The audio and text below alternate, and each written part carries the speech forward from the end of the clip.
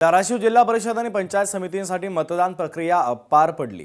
तर उद्या जिल्हा परिषदेच्या 55 जागेसाठी 234 तर पंचायत समितीच्या 110 जागांसाठी 293 उमेदवार भवितव्य उद्याच्या मतमोजणीमधून ठरणार आहे। मतमोजणीची प्रशासनाच्या वतीने तयारी पूर्ण झाली आहे। धाराशिव तालुक्यातील जिल्हा परिषदेचे गट आणि पंचायत समितीचे गण यांची मतमोजणी भाई उद्धवराव पाटील शासकीय औद्योगिक प्रशिक्षण संस्थेमध्ये होणार आहे। मतमोजणी केंद्रातून आढावा घेतलाय लोकशाही मराठीचे प्रतिनिधी काकासाहेब कांबळे यांनी। पाहूया। धाराशिव जिल्हा परिषद आणि पंचायत समितीचे काल मतदान पार पडलंय आणि उद्या मतमोजणी होणार आहे। आणि मी आता उभा आहे धाराशिव मधील या मतमोजणी केंद्रावर। तुम्ही पाहू शकता की मतमोजणीची आता तयारी झालेली आहे। कर्मचाऱ्यांचा इथं डेमो घेण्याचं काम चालू आहे आणि प्रशासन पूर्ण इथं आता तयार झालेलं आहे मतमोजणीसाठी। इथं 12-15 टेबल ठेवण्यात आलेले आहेत। 15 टेबलद्वारे मतमोजणी होणार आहे। सर काय सांगाल, कशी तयारी झाली आता उद्या मतमोजणी होणार?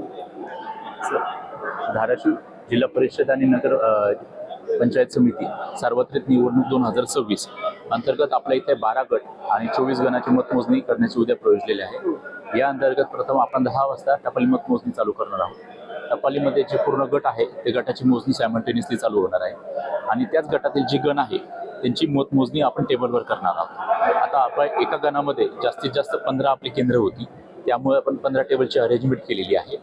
जशी आपली टपालाची मोजणी चालू होईल त्याचप्रमाणे त्या गटातील पहिला जो गण असणार आहे त्याची ईव्हीएम मशीन्स आपल्या टेबलवर येतील आणि त्याची सायमल्टेनियसली मोजणी चालू होतील। तोपर्यंत पहिला गण झाला की त्याच गटातील जो दुसरा गण आहे त्याचे दुसऱ्या राऊंडला मशीन्स येणार आहेत आणि ती मशीन्स आल्यानंतर त्या गणाची मतमोजणी चालू होईल आणि ती संपूर्ण दोन्हीही म्हणजे पोस्टल बॅलेट असतील किंवा तुमची ईव्हीएम मशीनची मतमोजणी सायमल्टेनियसली संपल्याच्या नंतर जाहीर करू। त्या लवकरात लवकर चांगला निकाल लावण्यासाठी आता प्रशासनाकडून मोठी तयारी करण्यात आली आहे।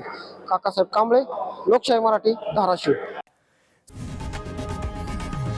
लोकशाही मराठी ऐका, पहा, जागरूक रहा।